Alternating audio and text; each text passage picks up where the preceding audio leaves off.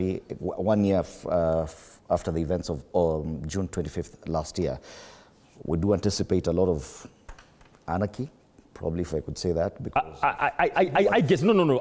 Fred, I think if we have all watched the events of whatever has happened, the pain with young people, with parents, and the pain with what the economy is doing, we hope, let's be positive, we hope the young people will come. Change? No. Okay, let me tell you, so long as we are alive, Fred, so long as we are alive, happened last year. So long as we are alive, we want to be positive. What is... No, and we are appealing. Fred, listen, because for me, I'm alive. I'm a parent. One day I was shocked when my little girl told me that she wants to go outside there and join the people during the last year, and they said, wow, please let's stop this. And we are discussing. So let me ask you, Fred, we are peaceful. We are hoping to be peaceful. Let's hope, Fred. Is hope? This is no. Something. No. Let me tell you what I'm looking at on Wednesday. Let me tell you what I'm looking at. No.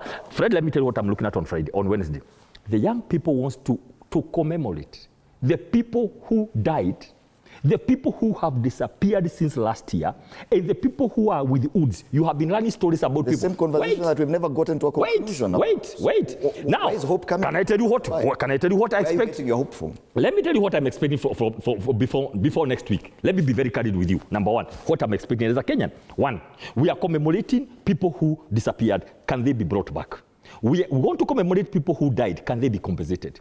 Remember, everybody has been saying, please, the president of this country should call people, make them reappear, because he seems to know where they disappeared to, those who disappeared.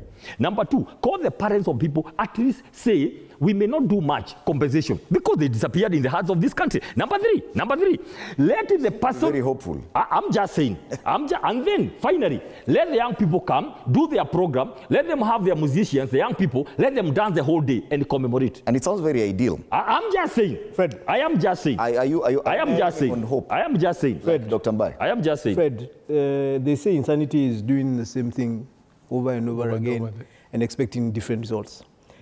Unless we come up with a different way of how we are going to do things. And I've just given a very good example. Next week, we expect young people to come to the streets.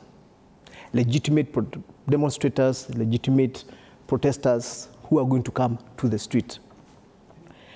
If we do not agree where they are going and how to identify them. Just let them be. So let me finish. Boss, you have spoken. Let me finish. Let them be. Ama, you want to talk on my behalf? Guns, no police. Okay. Go ahead. No guns, no police. If you allow me to speak, you can also have your own moment. If we agree that we are going to have demonstrators next week, if we do not, for example, agree how you are going to be able to tell a demonstrator from a goon, it's clear. If we don't agree, you get? Because you see, when you see a young man in the street, the guys, I saw a terrible video of a lawyer who was carrying files. Alipiga a corner, he found a bunch of guys. You know, when I thought about, tried to put myself in the shoes of that guy. Nobody walks into danger the way that guy walked into that danger. That guy walked holding his files, believing the group he's finding over there were not criminals. Right in the middle of them, they converted and they started robbing him, they beat him up, they took off, they tore his trouser. Now, if you ask that guy, how did you walk into that group? He'll tell you, man, I just saw a group of young people and I thought they were demonstrators. To get there, they became criminals. These are the goons. So, if we don't have a situation, because let me tell you, Fred, nobody's written criminal over here. Eh? Nobody. If you have 1,000 young people in the street, or 5,000 young people in the streets, or even 10,000 young people in the streets, we need to be able to know that all those 10,000 young people in the streets are actually legitimate demonstrators. Fred, you get what I'm saying? And that's what I'm talking about. Insanity is doing the same thing over and over again. And this is what I'm saying. If we are going to have a demonstration that is not going to have violence, that is not going to have looting, that's not going to have vandalism, that's not going to have people getting injured and, God forbid, people getting killed, we need to have a structure of saying, this is a demonstrator, this is a goon. Number two, we need to be able to say, this is a policeman, this is a criminal. We need to be able to say that. But you get what I'm saying? But we know how good. You get what I'm saying? Gentlemen, already established you need that to stop shouting. we are not in control of any. Yes. So, and you see, that's what I'm saying.